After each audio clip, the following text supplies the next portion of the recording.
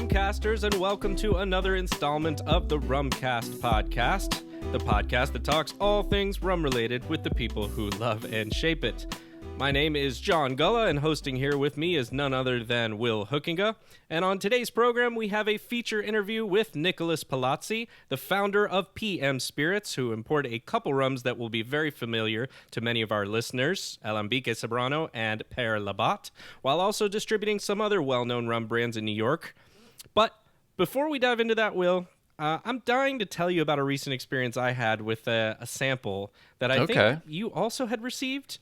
And we did receive some samples in common recently. I don't know if I've had a chance to dive into whatever you're going to talk about yet, but what is it? So let me know. So, well, I'll start with saying this, and you're going to zero in on what this is as I say it. A listener, Colby, he graciously shared some samples with us, and one of those samples actually was not a rum. Oh, is this the Irish whiskey sample? Yes. So this is that. I've not gotten to that yet. Right. High and Wicked, a 4-square cask finished single grain Irish whiskey. Right. Forgot it had a rum connection. Okay. Yeah. So that's what was intriguing about it, was just like, you don't really see that much by name. I mean, it's got that it's a 4-square cask. Not only that it's 4-square, it's actually 4-square ECS 2007 barrels. So it's very specific. There's one other, and I think I've seen several whiskeys over the years, particularly doing 4-square cask finishes, but there was one that a friend here in town gave me a sample of several months ago, and I can't even remember what whiskey it was, but the combination was so compelling to me that I had to try it, and it was a rye whiskey that was finished in a Sea Diamond H cask from Hampden. So you got the high ester, funky influence with a rye whiskey. And you know what, John? It was actually kind of good. I liked it. So I'm interested to hear your impressions of this Irish whiskey, because I haven't had a chance. But when I see Irish whiskey, or really any whiskey finished in a 4-square cask, I don't know. I'm always thinking about, am I going to be able to tell that a rum cask was used? Not because I think 4-square tastes exactly like whiskey or anything, but that's just to me. It strikes me as are they just trying to coast off the 4-square brand name as opposed to create something really cool, I guess is how I look at it. I would agree with that. And I'm actually glad to hear you say some of your impressions about some of your other experiences like that, because I will say, number one, I really enjoyed this. It's quite good. And, listeners will know that I also am a bourbon guy, and I also have some whiskey background as well, so it's not foreign to me here. Of course, I love rum much more, and I will say that this was the first thing I noticed, Will, like you said. Is there going to be a rum influence? Well, let me tell you, there's a rum influence in this thing. This must have been a wet barrel or something, because the first impression I had was, holy cow, this tastes like a 4-square rum. Wow. I think if this was blind, I would have been confused. Oh, that would have been interesting. Yeah. Yeah. So I'm really excited to try this now. Though. Yeah, you need to. So you know what I did? Because I still have 2007. I went and A-B'd it. I actually have it poured right here and a little bit in each glass. And I was working back and forth with it. So when you do that, yes, you can clearly tell, right? There's a difference. I would hope so. Well, yes. But at the same time, there's something that does work really nicely with the pairing of the Irish whiskey and this 4-square cask. It's a nice kind of change up. I gotta say, I love my 2007. It's one of my very favorite rums, so that's still going to be the favorite for me. But I'm not mad at this. And I was kind of like, wow, I was pretty impressed, honestly. So, it's interesting to hear you say you had another experience with a rum cask finish that was good, too, because prior to this, I can't think of many that I really thought were worthwhile. Maybe we could just assume rum is always going to make whiskey taste a little bit better. That's a good assumption, I think. Yeah. Well, speaking of Irish whiskey, my brain's been swirling over the past week or so, because I feel like we're getting hit left and right with these sort of potentially disappointing rum news stories. Which first there's the Ray and Nephew shortage, which we finally got an article. I think it was in the Jamaica Gleaner. I know it was a local Jamaica publication that looked into that and the causes behind, like first actually confirming that there is a shortage, because I think there were some people that were just like, is that a real thing? Can you just not find it in Just certain a perception? areas? Yeah, and it turns out they have these ponds that they use to treat dunder in, and the ponds have filled up for a variety of reasons. The article goes into detail, and so like they haven't been able to make Rhea Nephew overproof rum for a little bit of time now, and so there really is a shortage.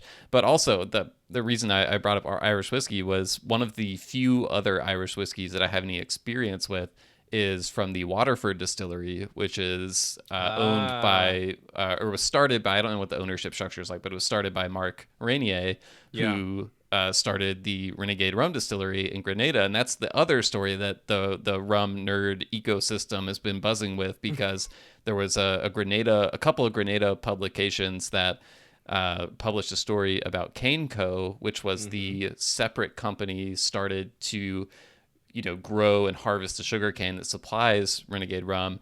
That it was being closed, and the articles were reporting that it was being closed because of the distillery had been sold, and so everyone was scrambling around trying to figure out like who bought the distillery.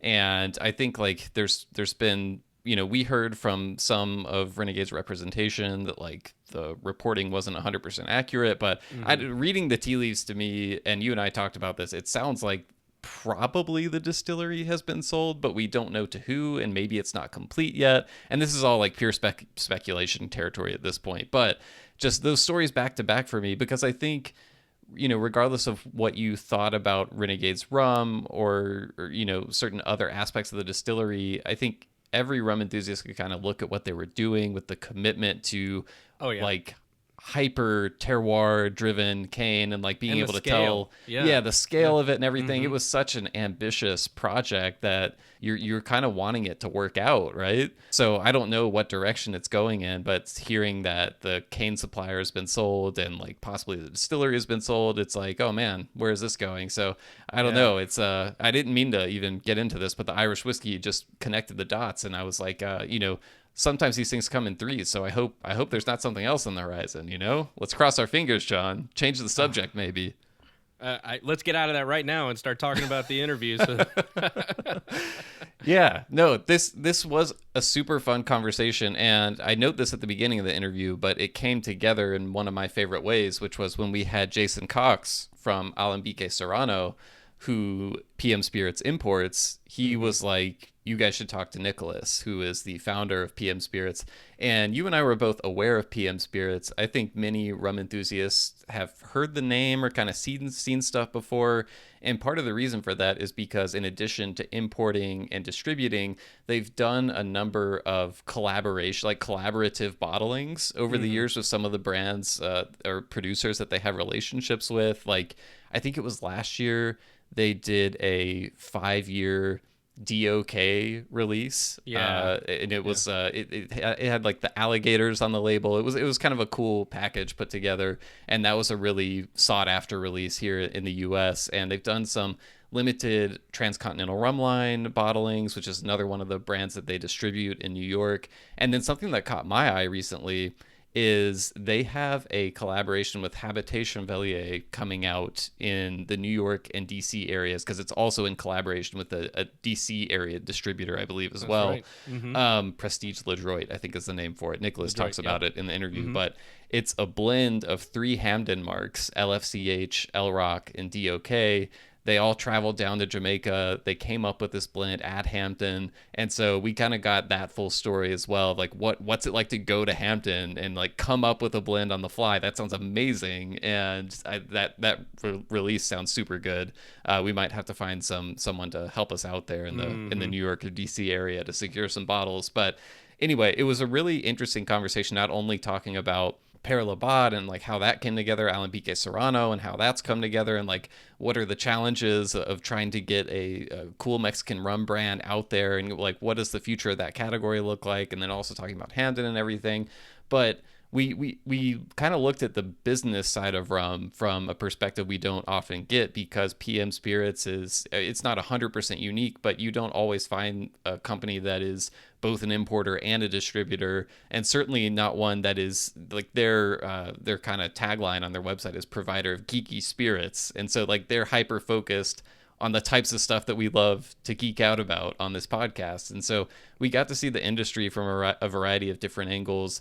I think Nicolas has a really interesting perspective. I'd actually encourage people to check out PM's website and check out their blog. They do all kinds of content, and just a lot of it is super interesting if you're into kind of the business side of rum. So anyway, I'm excited for people to listen to it.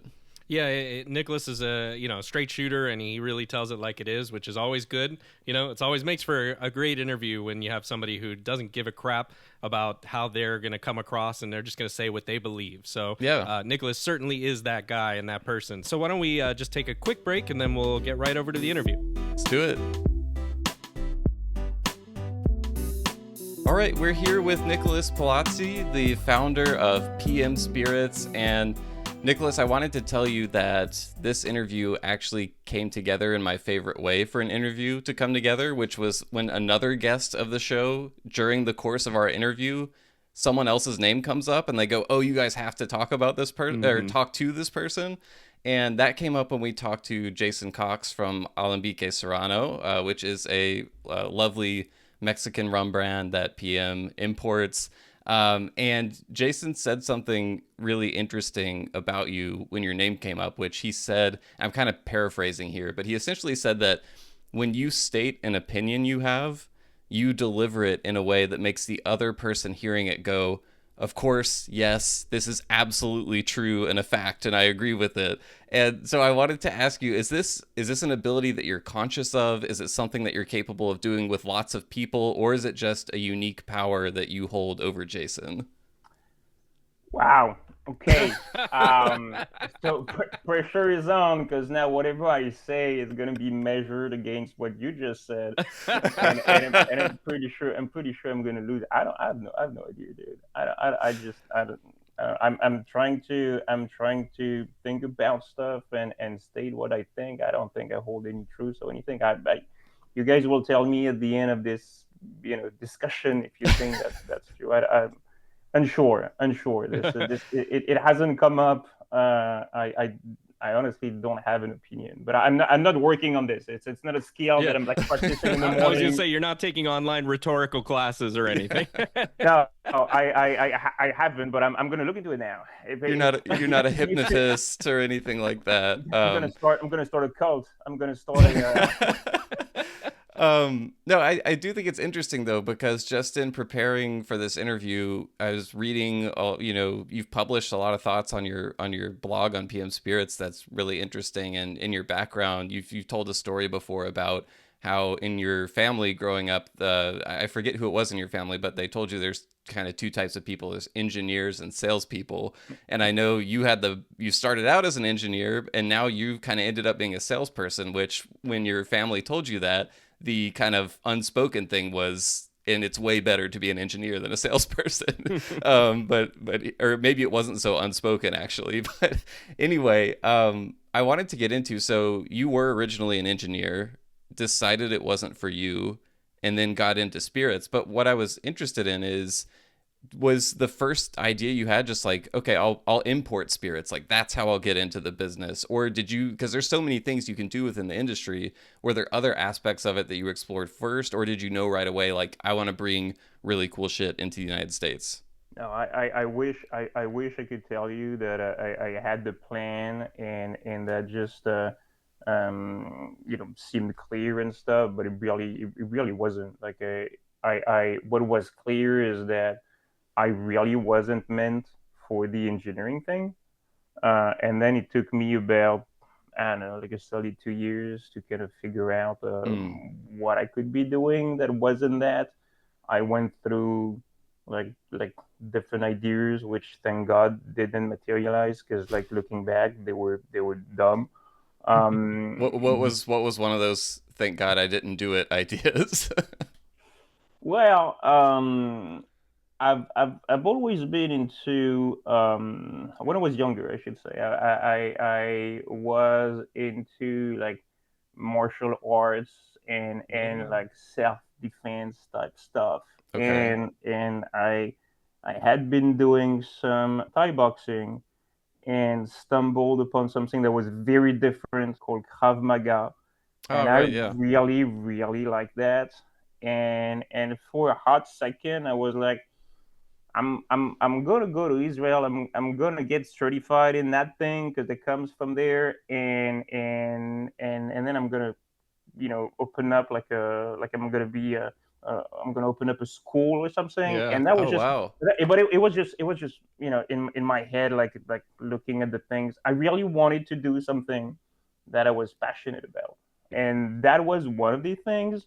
And I was like, all right, that sounds really, really cool, and didn't do that. And thank God I didn't, because I don't think that was like it wasn't it wasn't the right path. But like 15 years or so ago, like it seemed like an idea that I could entertain. But no, it took me about 2 years to like I started working at a wine shop in New York. I had the luck to meet somebody named Jean-Luc Ledoux. Was one of the very first chef sommelier in the U.S., I believe. Worked at Daniel and created this position for himself of like yeah, chef sommelier. And then went and opened up like a boutique, high end, highly curated wine store. Sadly, the gentleman passed away, but I met this guy, and I was very much into wine, and I started to work on weekends at the store, and one thing led to another, and I kind of like pieced that in my mind, and kind of like created that idea that I could probably do something to booze, but Yeah. it took a long time. And before we move off your background, do you feel like the engineering side, like I know you studied some in chemistry and physics even, is still relevant and or useful to what you do today? Is there something about that that has pulled through, or you've kind of dumped it all together? It's hard to. I think it's useful, but it's the when you step back and you look at the way you think about stuff. I Mm. think this is relevant. Like the I go deep and into chemical reactions and electron transfers and thermodynamic, and I can't pronounce that because I never really said this in English. Don't worry, you're miles ahead of English Oh yeah. pronunciation than we are in French pronunciation. Well, So though I you're live, I, Or I've, any I've been language. live here. I've been living here for 20 years, though, so I have a sense I could be doing better. But in any case, it's the I think those studies, unless you really work in that specific field Hmm. that you studied in, they kind of shape how you see the world and how you think, and that has been useful. But the like 5 6 years of like math, physics, and chemistry, like every day for like hours, I don't think it really does anything. Now it helps, I think, being analytical, mm, Hmm. and it helps also understand processes. But it's I'm sure there's other ways to get to that. But it's the if A then B, Right, and right. then going down that line. I think in that respect, it did help. Yeah. But you're clearly not doing chemical analysis on the spirits that you're trying to bring No, in. I really don't give a shit about that, to be honest with you. I Like figured, yeah. it's more I like the emotional relationship to people and product. Hmm. I feel like once you start getting to once it starts to be too detailed, then you lose that, Yeah. and you kind of like look at this from a very theoretical standpoint, and I feel like you lose the real meaning of the stuff. And I moved to this industry, to the booze industry, for like the relationships and like you smell something and taste something and your brain goes, oh shit, this stuff is really good. Yeah. As opposed to, well, there's that, there's the part per million of this is that much, and there's that Yeah. much calcium in this shit. This is not, I'm not interested in that. Yeah. So you're saying your first question to a rum producer when you taste their product is not how many esters are in this? Yeah, I like this is it's the vibe, Yeah.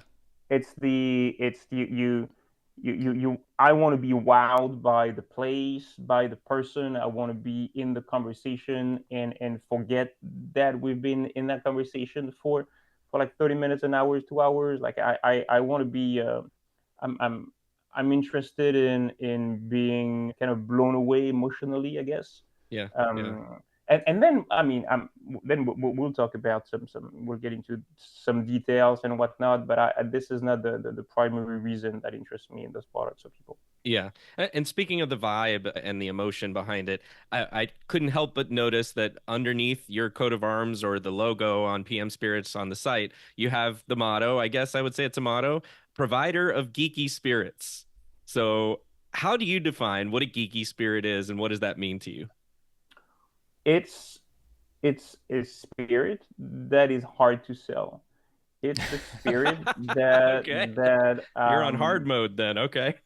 yeah, it's the stuff that doesn't that has very little brand recognition, that needs a ton of explanation to maybe get somebody interested in wanting to taste it. It's these products that are not obvious, and by the time you went through the explanation of how it's made, who made it, and why you think it's relevant, and once you taste it, most likely you lost two-thirds of your audience. Mm-hmm. I think I that's what I see as geeky, I guess. You're really speaking to me as someone who has tried to explain rum and what makes it so great to so many people over the years now, and I that leads into what I was interested in, or one of the things I was interested in, which is you started out, I believe, with cognac, but have since expanded into many different spirit categories over the years. How did rum get on your radar as something you'd be interested in importing, and kind of which rums sort of made you really want to dive deeper into the category and make this a part of what PM Spirits does? All right. There's several questions in this. So the first thing that comes to mind is my first encounter with rum was crepes. So like the French crepes, like Yeah, the like thin pancake type I stuff, have right? to, right, right. yeah, I was wondering, does he mean the French crepes Yeah, like that when you said that? yeah, Okay, yeah, yeah, okay. yeah. I thought I was Because missing something. no, because my grandmother was making like amazing French crepes, and in the dough there was always rum. Ah, Huh, And really? yeah, so I Huh. mean, where I'm from, there's two kind of recipes. When there's one where you can add beer, and there's one when you add rum. okay. Okay. And so there always had a bottle of rum, like nothing really fancy, like supermarket stuff. So that was in my family, and I spent a lot of time with my grandparents. I was sort of kind of like half raised by them, and so that had so rum in my head for a very long time. Rum equates used to equate the flavoring of the crepes. From there, I think being in France, the like, Rhum agricole is something that I don't want to say ubiquitous, but it's you're gonna find stuff from Guadeloupe and Martinique pretty easily. So without Hmm. even knowing what the difference is between that stuff and the other, like so Rhum agricole, like the flavors and aromas of agricole rum, not necessarily like super high, like super high end stuff or super like nichey stuff, but these were things that were present. Like Hmm. I remember when I was of drinking age, there would be bottles of vodka, gin, and white rum, and that white rum was typically like agricole, and again like not like super flavorful agricole type stuff, but I still. gotcha. So that's kind of the early exposure to rum. As to what which rum led me to think, oh, I want to import rum. Um, I don't think I've ever asked myself the question like, do I want to import this or that or the Mm. other? It always kind of grew organically, came from being put in touch with somebody or a discussion or a product that sparked the interest, and I would be like, oh shit, that'd be cool. But there's never really been a plan saying like by year 4 Right. we need to have that price point and this price Yeah. point. Expand into X, Y, and Z categories. Yeah. That's too engineering. Yeah, that's not it. No, yeah. No.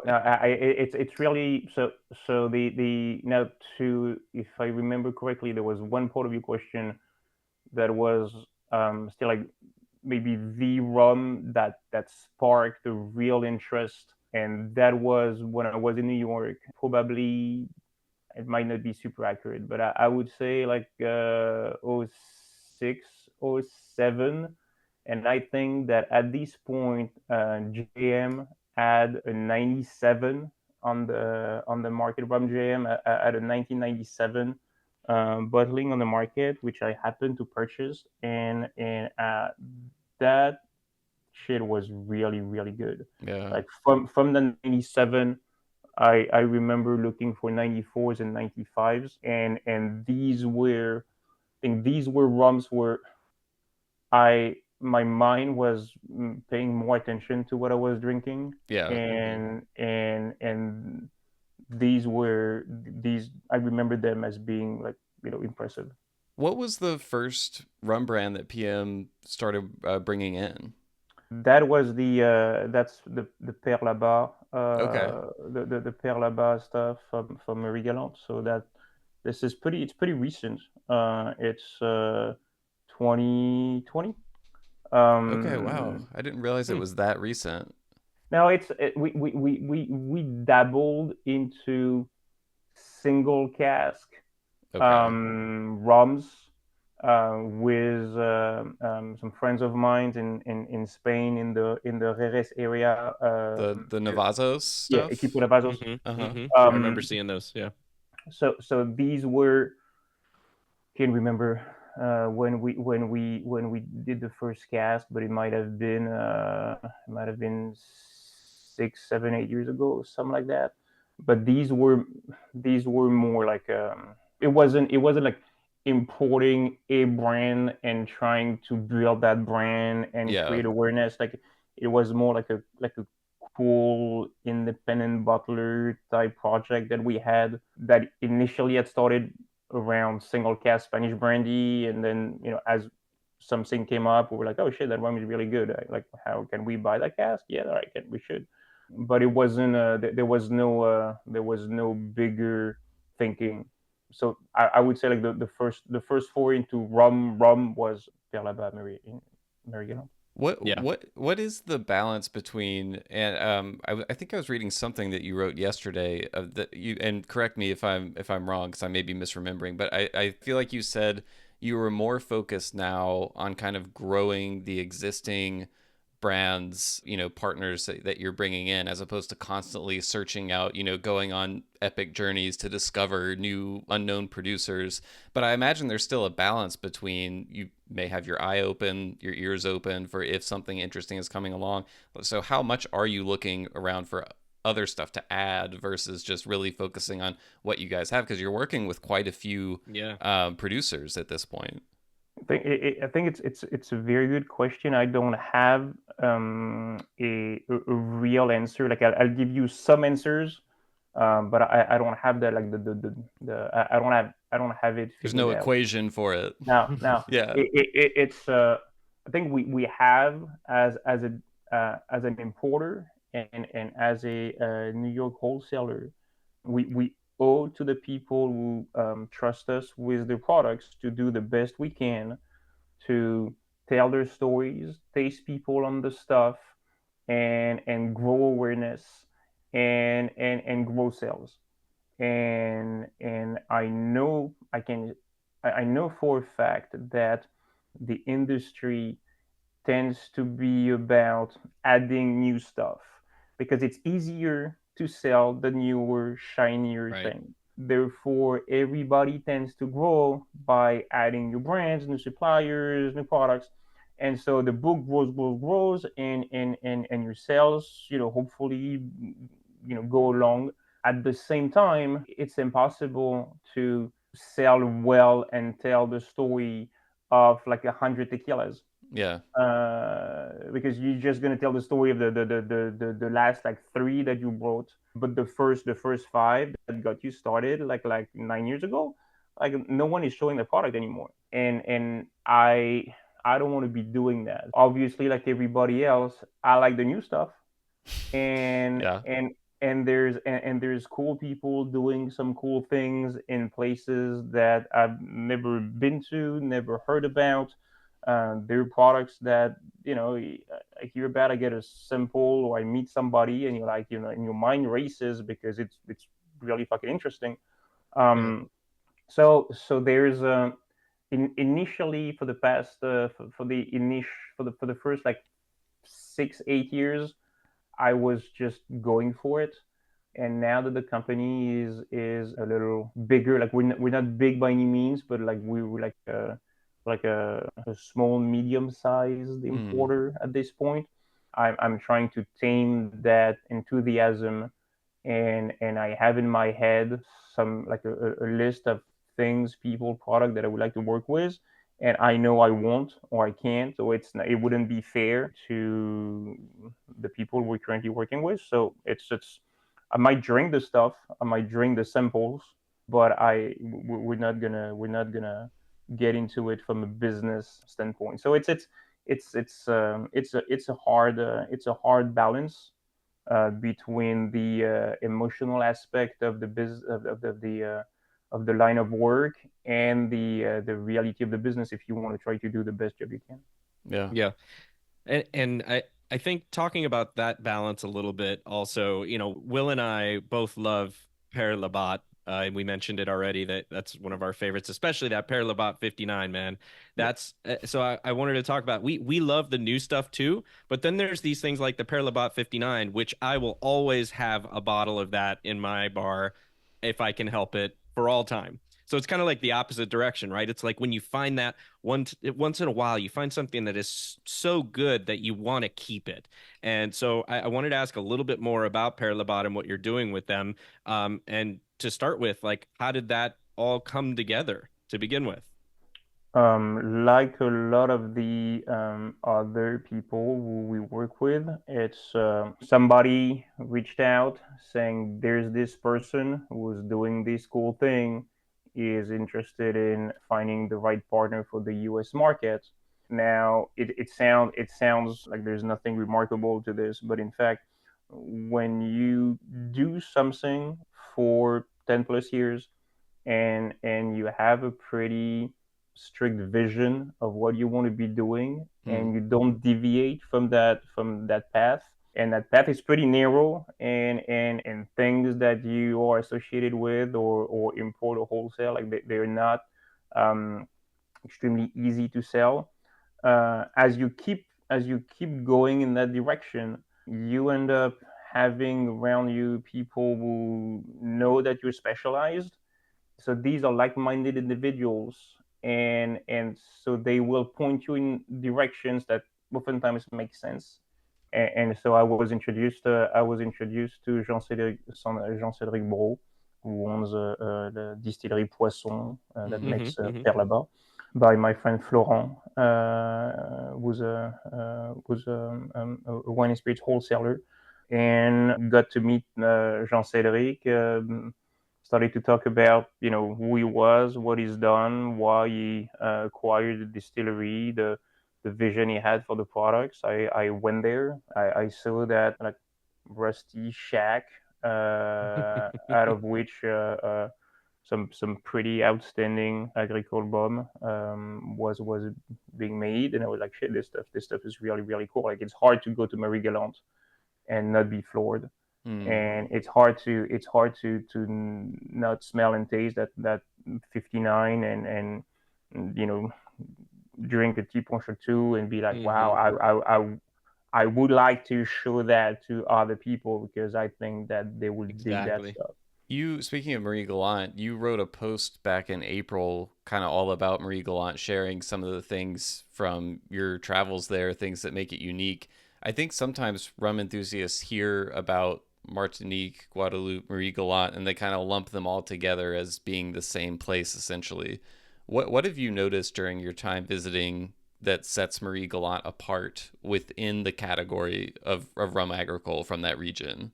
Well, there's nothing else in Marie-Galante Mm, than rum really. Like this is sugarcane is the only agricultural product that is grown on the island. Well, There has never been really anything else like Martinique and Guadeloupe have had bananas grown there, and that industry tends to and I'm not an expert, but I understand that one might need chemicals to help banana grow, sure. and Yeah. that impacts the soil, and so there's none of that in Marie-Galante. Marie-Galante is like super flat, so hmm. there is no shade there. Most of the surface of Marie-Galante is planted in sugarcane. The tourism is very little. I mean, you have people coming, but they're coming for the day. Like you got that ferry that comes in the Yeah. morning and leaves Mm-hmm. at night. So there's not a whole lot of Yeah. stuff to do there. So Just drink rum. it's yeah. I mean, so you do. I mean, it's like you grow the cane, you cut the cane, you sell the cane, you use the cane to make rum, you ship the rum out, and that's pretty much all there is. So that clearly is unique to the island. Yeah. We mentioned Alambique Serrano earlier, and I think John and I were both really kind of blown away when we talked to Isidoro Crassel and Jason Cox, and just kind of seeing the backstory, seeing the products that they're coming out with, and Mexican rum, aguardiente, Charanda, all these interesting cane spirits that I feel like it's really been in the last 4 or 5 years or so that rum drinkers in the States have really, geeky rum drinkers in the States at least, have started to see that stuff coming out. What do you kind of make of all these amazing Mexican cane spirits we keep finding out about, and kind of where do you see that category going? I think that the average quality is pretty high. Yeah. I think that it's like I see Mexican rum as like a natural progression as boundaries get pushed. Like you have agave distillate, Mm-hmm. then people are looking for what's next. Mm-hmm. So like cane distillate sort of seems to make sense. I Right. I am thinking, feeling, kind of seeing a little bit. Wouldn't be surprised that the next step would be like fruit eau de vise. Like as you're Mm. getting like nicher and nicher into those distillate. So I very much like those rums. I'm unsure where these rums as a category are going, if anywhere, because of the fact that the rum category is not really a category in my mind, because it's hard to, like when you think about Right. the brandy category, Right. like it's pretty easy to pinpoint the main characteristic from a flavor and aroma profile. Yeah. Rum being so diverse, it's really really hard. Like what is rum to me is gonna be very Yeah. different than what rum is to somebody else. And so it, on paper, these Mexican rum should be crushing it sales wise in the US, because on paper we would think, well, you're into Mexican distillate, you are into tequila, mezcals, Mm-hmm. Right. destilados, so Right. this is the next step. There's a bunch of Mexican themed bar or like agave bars, or so Right. Yeah. one would think, well, they're obviously going to be strong supporters And while again on paper it makes sense, in reality it's not there. Like a lot of these Mexican rums that could be, like $30 a liter retail, and would absolutely match the price point for being like very cocktailable. Like they're not moving as many cases as one would think or the Mm. brand would want. Yeah. So that what makes this is what makes me think that I'm unsure where this is going. I think that as I would be surprised that as a category this would absolutely crush it. I think that there's potential for a specific brand to make all the right moves at the right time, have the right product, have the right approach to market and social media game and all that stuff to become a thing within that Mexican rum category. I'm a little less sure that the category in itself is going to be some like a powerhouse, if that makes sense. Yeah, no, I think it makes a lot of sense, and this is a topic that I think John and I have talked about a little. We did like a big 100th episode earlier in the year where we kind of talked about. Well, I think one of the things that came out of a lot of conversations we had with people was, and this is particularly applies to the Mexican rum category, like there are so many Mexican rums popping up now, like and all the brands to us seem very interesting, but it's like Mm-hmm. how many of these can really kind of carve out mind share in a category that like is so hard for people to grasp and wrap their minds around. So that makes a lot of sense to me. Like, sort of, can one kind of really cut through the noise and become something that people are paying attention to? Do you have any theories as to why the because like the case you just laid out there, agave spirits are so popular, there's so many interesting restaurants and bar programs and stuff. Why is it that it's not just Mexican rum isn't just like fitting right in there? Or is there an easy answer, or is it just like sometime that's how the shit goes down? I I'm I don't claim I'm right. Like this is just an opinion, Yeah. Mm-hmm. Mm-hmm. and I feel that the rum category is heavily influenced by like the big brands selling extremely cheap well products Yeah. that when mixed with a few different ingredients for most people are giving a cocktail that is very enjoyable, and one who's not really paying attention to what they're drinking might not necessarily see the difference between that big brand and that thing that's more esoteric and Mm-hmm. artisanal. And I think that it was true pre-COVID, and it's even more true now. I think that ball programs tend to maybe be a little less adventurous, Oh, and really? tend to and there's this idea that one needs to be as profitable as can be. And I think that in a lot of times, I'm not saying for everybody, but I think in a lot of places it feels okay to be using like one of the cheapest versions Mm-hmm. of white rums available, and that leads to it ends up putting in competition those Mexican white rums with things that are really really cheaper. Yeah. And even if there wasn't that much of a price difference, the big brand would absolutely be able to lower the price by a few dollars just to pick up some market shares. And so it seems to me that the fact that a lot of white rums are pricing themselves in that well-ish category makes them compete with brands that they can't compete with.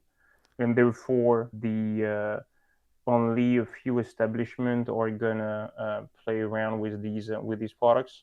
And I do believe that when it comes to white rums on premise, bars and restaurants are where it's at. And then if it catches on, if that specific brand of product catches on, then it leads to bottle sales at retails. And I don't feel that there's a momentum uh, on premise going on using the Mexican white rums that we're speaking about that will lead to the explosion of the category. I also feel like there's and I'll state this is just my opinion also. So as we're just doing opinions right now, I feel like there's almost a psychological component, especially when it comes to the Mexican spirit scene, but also in other places where I see people kind of remain superficial in a way of like, well, I'm a tequila person.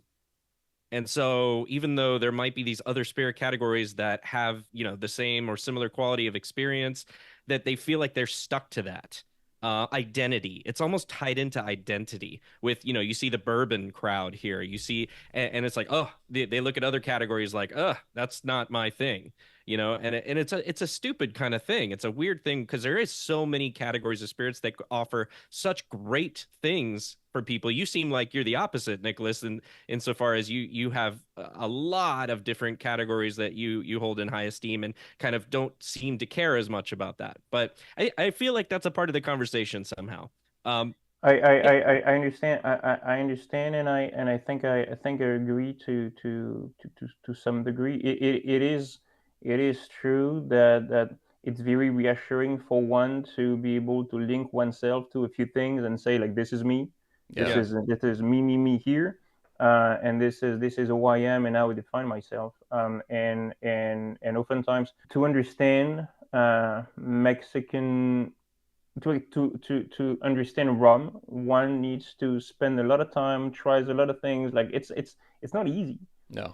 Like there's so much stuff out there from so many different countries. The flavor profiles are so outrageously different. And the stuff that is mostly available that says rum on it as nothing is more like a liqueur than a rum. It's more like it's like a flavored sugary brown beverage Right. Yeah. oftentimes, Yeah. Right. or something that is very close to a vodka by its Yeah. lack of personality, and so this is to be able to for somebody who was not guided, somebody who was no real reason to go deep into it. I think it's a tremendous endeavor to get down the rabbit hole of understanding that category specifically. Like it's much easier to understand tequila or brandy Yep. or anything else really. Yeah. I didn't mean to spend so much time here, but a thought occurred to me, which is, you were bringing up one of the things that's challenging for a rum like an Alambique Serrano or other Mexican rums is instantly being compared to the bottom dollar well product, Mm-hmm. which makes me wonder, would it be better to not call it rum then? Because, I mean, it's aguardiente de caña is used often. There's other terms it's used for it. So why anchor it to rum then if it's just going to be compared to stuff that's, Mm. completely in a different universe? Well, so on paper, I would agree with you, but now when one interact with the customer, I think one needs to.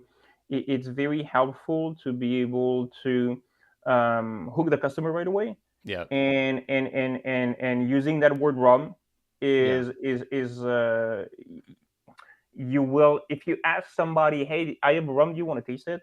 That person will have an opinion, They know how to uh, answer and the and question. Yeah. and Yeah. it might be yes or no based Yeah. on things that are like it might be based on the fact that he or she tried like a large ubiquitous brand that Right. uh, tastes like candy, Mm-hmm. and be like, oh no, I'm good, I don't like rum. And so okay, like now you have a little bit of explanation to do because you need to go deeper and be like, okay, you don't like rum, like Yeah. based off of what, and maybe Yep. this is different and whatnot.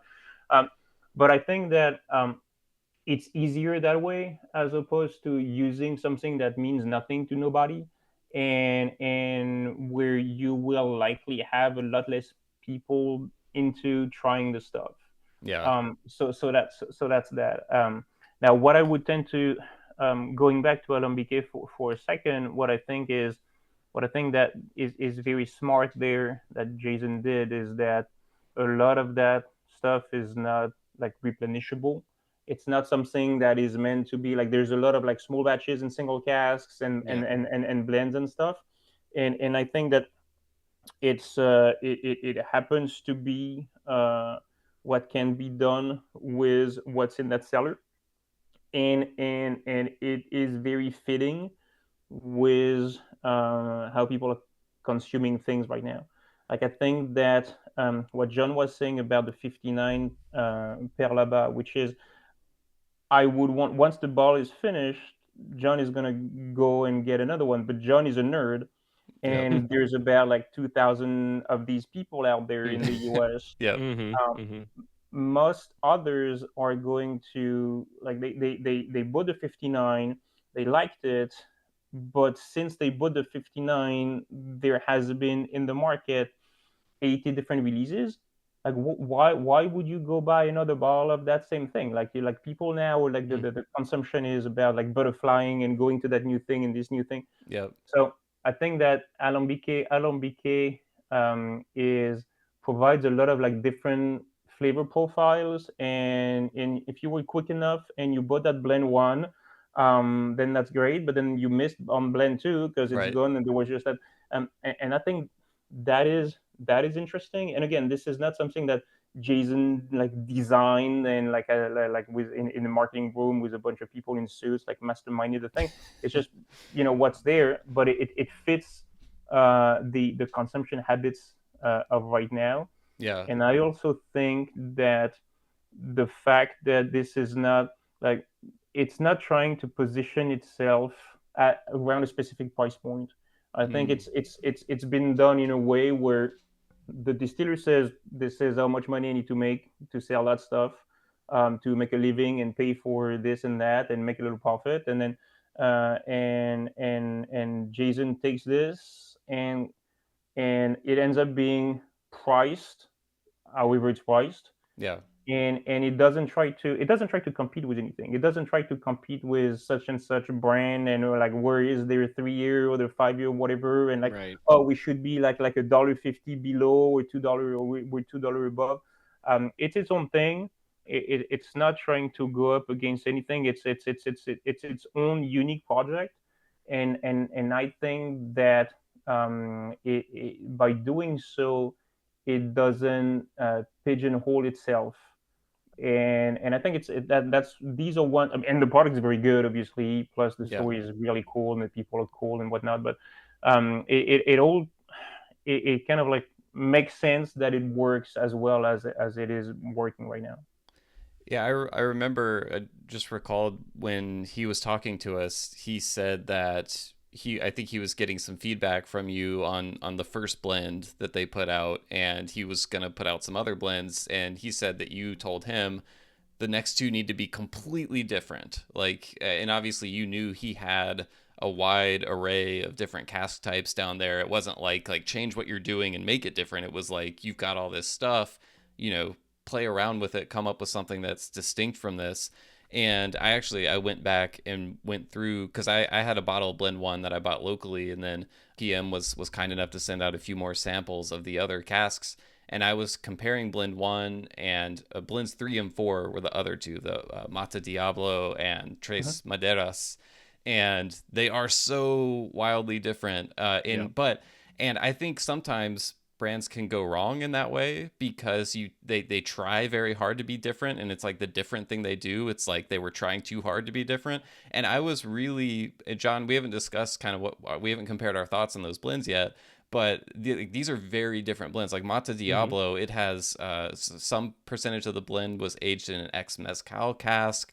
I think one of Tres Maderas was like an acacia wood cask. So there's some stuff that if I normally saw it, I would be like, I don't know if this is gonna work. I'd be like a little concerned about it. But I thought all of those came together in really cool ways. I'm a big fan of those. So, But I think yeah. you touch on something that I think is very true, is that this is not trying. Like this is Mm, not like a lot of time too much thoughts are being put into things, yeah. and then us as consumers on the other end, like you can see some of those thoughts. And Yep. you could see you could see you can envision that meeting when somebody was like, oh, let's do this and that and the other, and people are Yeah. gonna like it, and you're like, well, I'm one of these people, and actually like it doesn't quite hit like everything. Yeah. And I think so obviously Jason is a great palette, like Cinco Sentidos is proof of that, and Alambique Serrano further shows that his palette is very precise. And also I think that what he's doing with Alambique Serrano is he is walking us through that cellar. uh, Mm, and I think that it's not really trying. It's the closest thing that we these releases are the closest thing as being there and tasting from the casks. yeah. And so I think this isn't it's interesting from a flavor standpoint and aroma standpoint. There's things that one will like better than others, but these are real product that they've not been done to hit a specific flavor profile, or they've not been done because Right. like Engineered. yes, exactly. They Yeah. haven't been like no one was like, all right, like we're gonna do this cask because now this is popular, and we're gonna do like we should Hmm. do like Mizunara barrels, and we should do Mm-hmm. also Mm-hmm. barrels now because that's what the word needs now. It's they had those barrels. They were looking for barrels. They bought barrels. These are the barrels that they had. They tried some shit out. Some stuff tastes great. Some stuff tastes less great because in no cellars is everything amazing. And this is Jason's input is to say like this is really neat as it is, and these two or three or four things like blended together are going to be greater than the individual part of the blend. And we're just watching Jason like put this together in a very like genuine way. Yeah. And that's the reason why that thing works, I think. Yeah. Well said. Yep. You've done a bunch of limited bottlings and collaborations with brands like Velier, La Maison Velier, other producers. That 5-year DOK release comes to mind. There have been some TCRL bottlings. There's an upcoming Habitation Velier blend that I know rum geeks are really excited about. I was chatting with some people about that yesterday. How do those kinds of releases come together? There's a few things so about these specific releases. Velier and La Maison de Velier and La Maison and Velier are they're very good. Yeah. Like they're really Yeah. when it comes to the rum stuff, like I think it's extremely hard to do better than when these people do. Their reach and knowledge and the casks that they are able to get is just fucking incredible. Yeah. So that's how do these releases come about? It's just because we see eye to eye. They're like-minded individuals. A lot of the products that they carry is just incredible. So as we're talking, we're like, well, how about this? How about that? Do you think it'd be possible to? And they it was really cool for them to let us pick that DOK cast because they had not done that in the past with anybody, and it was for our 10-year anniversary, and I was like, Yeah. shit, that's Yeah. really cool. And also, I will tend to, I'll say like this. I really don't know a lot about rum. I'm discovering rum. Like brandy is my thing. Like brandy is where most of my knowledge lies. And rum, I'm discovering. And though I know what my palate's like, but Absolutely. Yeah. I'm not like a geek or nerd when it comes to rum because I don't know enough. But I have people on my team like Brett Cousin is one of them, who really nerdy about the stuff. And as I don't know nearly as much, I'm asking questions without really understanding what I'm asking. So when I went to Velier and I tasted some stuff and really like the DOK stuff. I was like, can we do that? Can we? Is there a cask? And somebody who would be more knowledgeable would be like, well, they never done it, so I don't think they will do it for it. But I don't. Someone else might not have asked the question.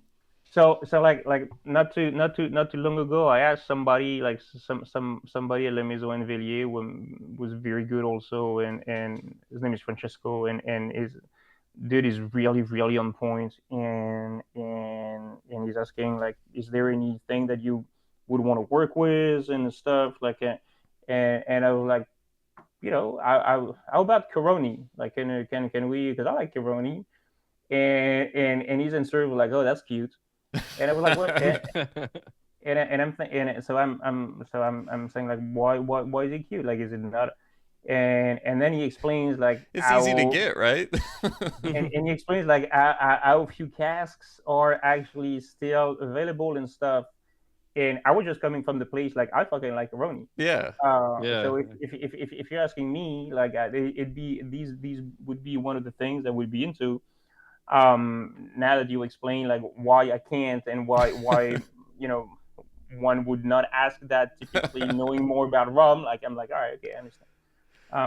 But these releases, they just came from like knowing like-minded people, and knowing like-minded people, knowing what I like to drink Yeah. and what my palate gravitates towards, and then seeing if we can make something happen.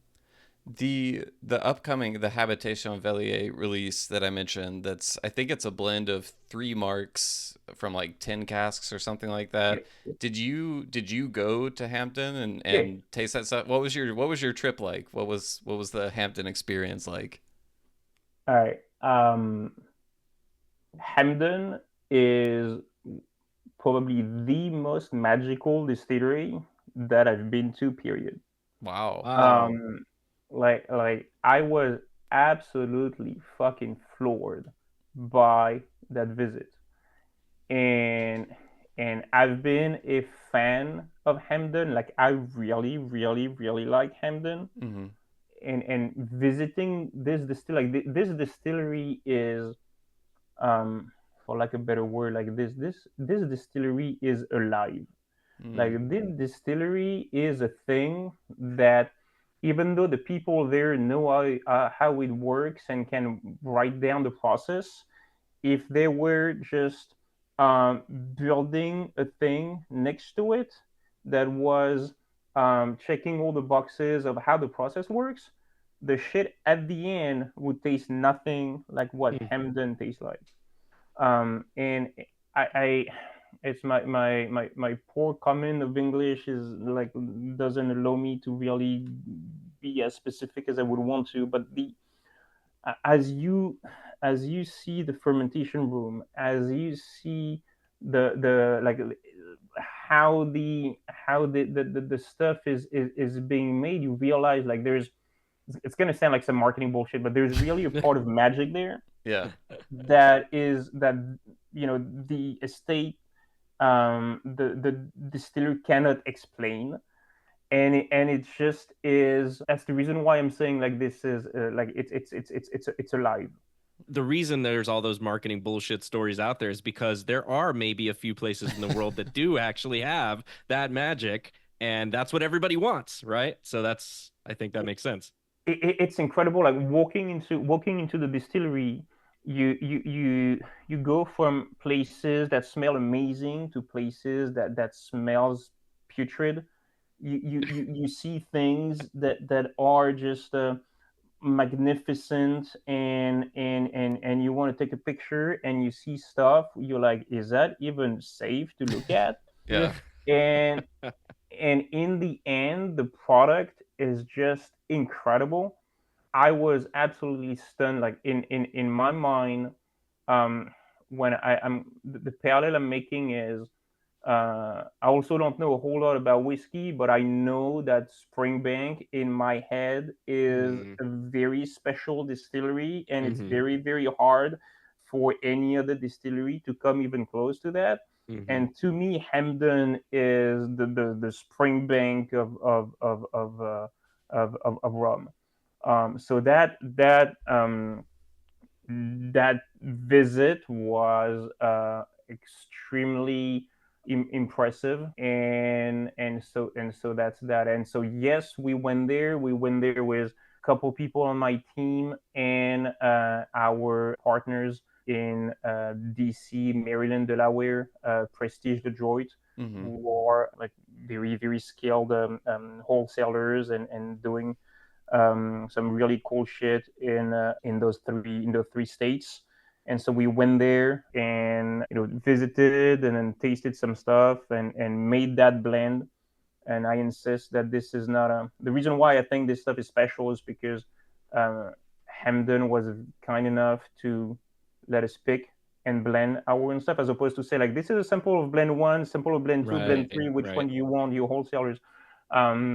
We tasted all the different marks and went about blending our own blend based off of the marks that intellectually we thought would go well together. And I think that this is a pretty fantastic product to come out. And we've been there 2 years ago. So it's been cool. You've been waiting quite a long, while. Yeah. It's a long thing in the making, but I think both Prestige Detroit and us in New York are really looking forward to that stuff. One quick question about that blend. When to come up with the blend that ends up getting bottled, are you guys actually sitting there combining stuff at the distillery while you're there, or are you taking samples and going home and then like kind of coming up with it? No, that was done at the distillery after the tour. Oh, cool. Where we had a bunch of different samples, because initially I think the and this is my memory is not as great as I would want it to be, but from what I remember, we were kind of thinking maybe we would purchase single casks, so we will so there were a bunch of single cask samples that were there for us to pick from. And as we were discussing the thought came up that some of these, like, intellectually I think we looked at these samples as like colors, and you kind of see in your head like how you could combine those colors to do something that would be kind of cool. And so we blended after the visit at the outside of the distillery. Like, we sat down and started to taste some samples. It was a visit, but it was also like a buying trip. Like, we were like wholesalers. So we were there to also do business. And as we started discussing, I think it kind of was clear to everybody that it would be interesting to mix some of those marks and see, like, what would go well together in which proportions. So that's how this blend came about on the spot from samples of single cask that were available for us to purchase then. And just for the benefit of those listening, though, the marks are LFCH, LROK, and Diamond H. So I'm keeping an eye out for those. I'm gonna have to tell some of our friends in DC, I think, to grab me a bottle, because I don't think it's gonna make it down here to Nashville. But maybe two. Well, maybe two. One down here too. This is big because Prestige Detroit is the wholesaler for La Maison Velier in the three states that I mentioned, and PM is the wholesaler for La Maison Velier in New York. Like, this blend is only half of it is going to go to the New York market, and half of it is going to go to the DC, Maryland, Delaware market. So gotcha. It's not because we don't want to sell outside of these states. It's just that we can't, because the way the business is structured. So, Nicolas, you have on your website, we do our research for this show. So, we of course have to do this, right? And we go through the website, and you have a whole page, The History of PM Spirits. And it talks about how your love of finely crafted spirits was influenced directly by a, quote, Mr. X. And this is complete with a blurred image of Mr. X and all. So I have to ask, what's the deal with the secrecy for Mr. X? Did you strike a deal with him where he said, "Hey, kid, I'm going to teach you everything I know, but you can never reveal my identity," or what's going on there? No, not at all. This gentleman who passed away a few years ago was one of my grandfather's best friends, and he's the guy who kind of like got me. He is he was the foundation of what got me to understand cognac from a deeper standpoint than just like this brand makes this and that other brand makes that, but more on the like tasting casks and blending and proofing down and sourcing and that sort of stuff. But it turns out that there is a brand that carries this gentleman's names, and I some of his see. family members eventually reached out and said, "Well, I think you're using this person's Ah, face to your advantage," which I wasn't because I couldn't care less about it. And so I was asked to take the picture down Oh, of my grandfather and him, and I said, wow. "Fuck that! I'm gonna keep it, but I'm gonna remove the name of the person and I'm gonna blur his face because Gotcha. it's more about the like both those gentlemen on the website. She's like this Mr. X and my grandfather passed away. Mm-hmm. I owe them a lot of things. Different things, but I'm thankful for what they did for me in different respects, and so I want to keep that. I want to keep that up. So that was the way to make my life simpler Sure. Yeah. and yet keep the story Yeah. like Yeah. on. It's very always the cool. lawyer's fault. Um, It's fine. I can yeah. understand. Yeah. I don't really give a shit. So, kind of wrapping things up and bringing us back to the present here that we've talked so much about your past and where you've been and what's actually coming soon. Now that you've been doing this for more than a decade, what are some of the things you understand now that you would want to go back and tell your younger self and your business partners? Um, you need to be fucking patient. And that I didn't quite think about it. So it's just really hard to sell stuff that no one knows about nor needs. Um, it requires a decent amount of capital Mhm. to do so, and none of like it doesn't come easy at all to mm, make you own money, I guess. So it's I don't think patience is necessarily one of my fortes. I'm been working on it, getting more patient as I get older. But yeah, that would be it'd be one thing. Like I would have thought that things would pop quicker, Much sooner. easier, Hmm. and it definitely is a very long game, um, which I'm not complaining about. But I've never even thought about it. So I would could have It's been one It's a of these. fair answer. Yeah. Yeah. it's really interesting. One quick thing I'll add before we get to the finish of the conversation, but I feel like sometimes I talk to rum producers who they see a lot of the same things that you're describing, which is this is very hard to sell to people. People don't understand it, and there seems like a frustration, right, that comes with it. They're annoyed. They're tired of having to deal with all that stuff. You seem very like you started the conversation by saying geeky spirits is basically shit that's really hard to sell and that nobody needs. You seem to have like a very you've made terms with the fact that You're like in the acceptance phase. this Yeah. stuff is hard to sell. But that's just an observation I had. You mentioned that you're not very patient, but I can see the patience that's developed over the years.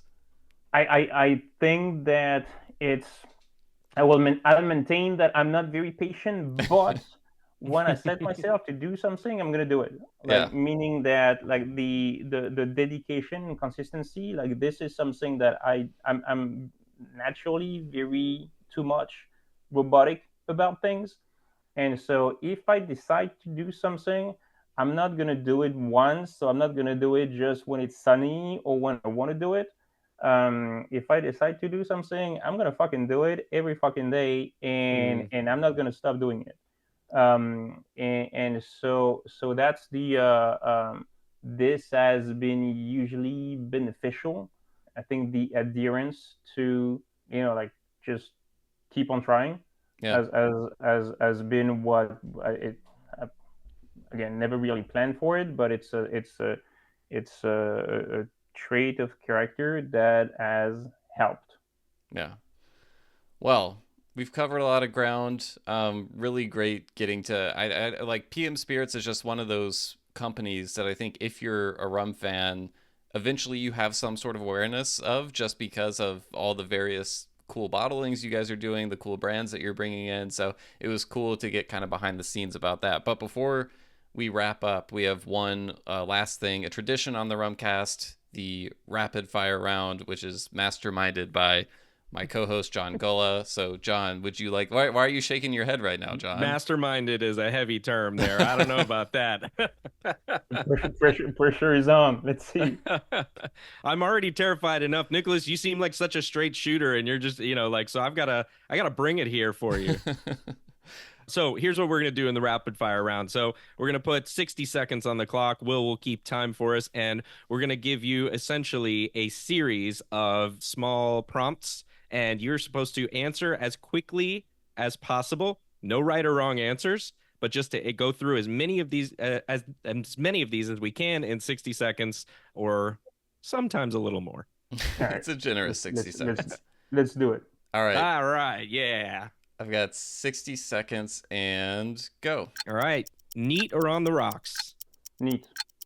Column, pot, or blend? Pot. Aged or unaged? Doesn't matter. All right. Equal. Cane juice or molasses? Cane. Okay. All right. Given your surname is Palazzi, do you actually own multiple palaces, or is that a goal for you? I cannot deny nor confirm. Excellent. No palaces. No palaces. Okay. You live in Brooklyn now, I believe, but you're well traveled. What is your favorite city in Europe? Reyes. Okay. And where is the best city for rum in the world, according to you? Wow. Paris. Okay. All right. Plenty of rum agricole there. Yeah. Yes, I need to get back to Paris. All right. If you were to hire a project manager at PM Spirits, should we refer to them as a PM or a PM squared? Neither. I'm sorry. Like, both of them kind of suck. So no. You're like, throw that one out completely. Nope. We'll get them a new title. All right. What is one thing you see a lot of in the rum scene that you think most people have got wrong and you would just wish you could change? Like stupid marketing bullshit stories. Yeah, Seconded. Sense. Yeah. Yeah. I know you have a favorite Marvel character, and that is the Punisher. Who is your favorite of the actors who have played the Punisher? Is it Dolph Lundgren back in 1989, Thomas Jane in 2004, Ray Stevenson in 2008, or is it the most recent one, John Bernthal, or the comic version? I like the comic version, and I would say 04 when it comes to the. Oh wow. Ah, okay. They're nailing the casting. Wow. Okay. What rum making country or distillery is being severely underrated or overlooked right now?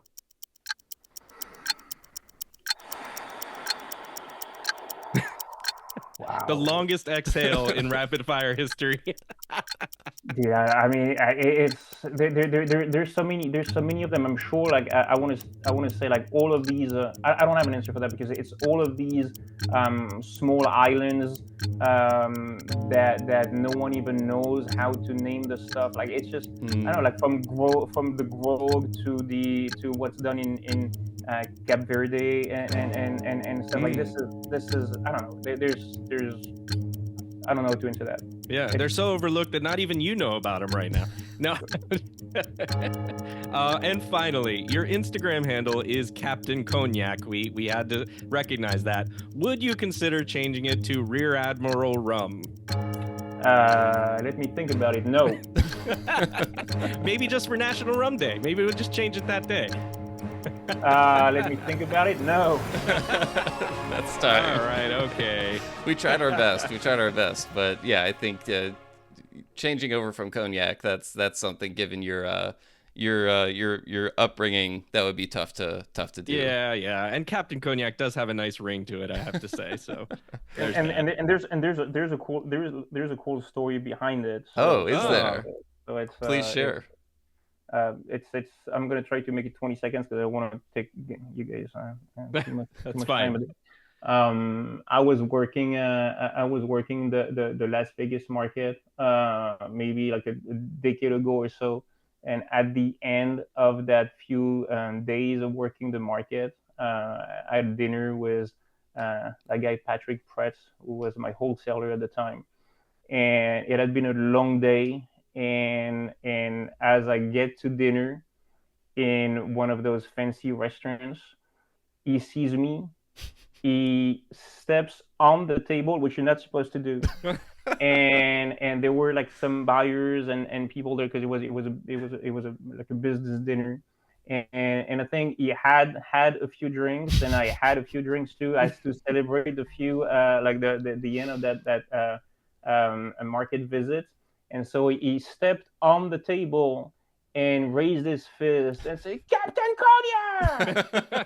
And I can tell you that I was embarrassed. The staff at the restaurant was like, "What the fuck is going on?" The buyers and people were around the table that were not really sure how to act. But that scene is imprinted in my brain. And when it was time to choose a handle, that kind of made sense. You are Captain Cognac now. Yeah, you have to own that. You can't ever change that. I just want to know what happened between you two guys beforehand that prompted him to give you that introduction. Well, initially, cognac was the only thing that I was involved in. So, like, talk about an uphill battle. Like, no one drinks cognac. No one really knows about it. There's no need for the stuff. And I was bringing like 3 completely unknown artisanal producers. So I was the cognac guy, and so we were trying to sell cognac in Vegas, a completely unbranded cognac in Vegas, and that was like, you want to talk about hard? That is pretty fucking hard. You're like, rum's easy compared to this. All right, Nicholas, this was awesome. Thanks for taking the time to come on, and we'll eagerly await the next cool thing that no one knows about that PM Spirits brings to the market. Well, thanks for having me. It was a really good chat, and there might be cool things happening early next year. Who knows?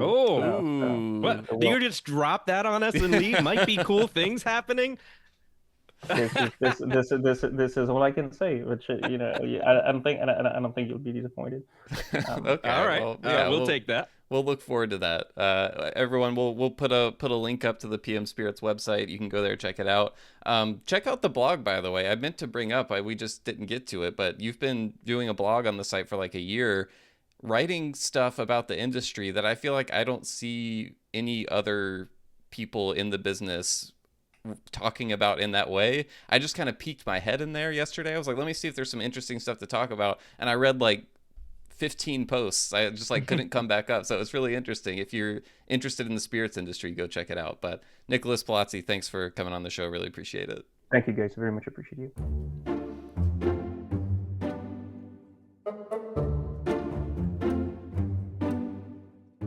All right, everyone. Thanks so much for listening to another episode of the Rumcast. Like I said in the intro, we'll put links up to PM Spirits website in the show notes. Check it out. Check out the blog. There's a lot of interesting stuff on there that caught my eye. And I know I'm going to be looking out for that Hampden release that we talked about as well. So anyway, we would love to hear your thoughts on anything discussed in this episode, anything beyond this episode that you'd like us to talk about. Send us an email, host@rumcast.com. That's HOST@rumcast.com. Or they can find us on social media. John, where can they find us? We're at the Rumcast on Facebook, Instagram, Twitter, and Threads, and YouTube.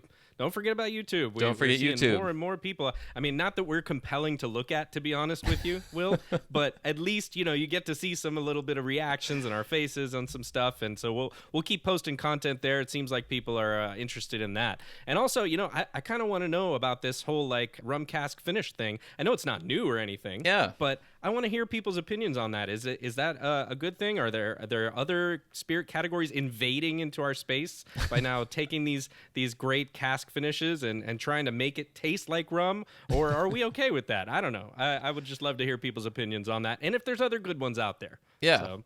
Yeah, absolutely. Well, we'll look forward to that. And you know what, John? The next episode that we'll be recording is the Fantasy Rum Draft, and I'm really excited. We've both been strategizing. We've got new wrinkles coming up for this one, including, should we tease that we will be having a guest on this year's Fantasy Rumcast? Just say guest. Just say. We'll just say we don't guest. want anybody to know who it is. They're gonna see it just pop up, and they're gonna be like, "Whoa, okay." Whoa, yeah. It's gonna send a third. A shockwave. New challenger has appeared. Yes, exactly. I'm super pumped for that. It's going to be full of twists and turns, I'm sure. Yep. So I'm glad you mentioned wrinkles, because I've already got a few more just because I want to beat you so bad.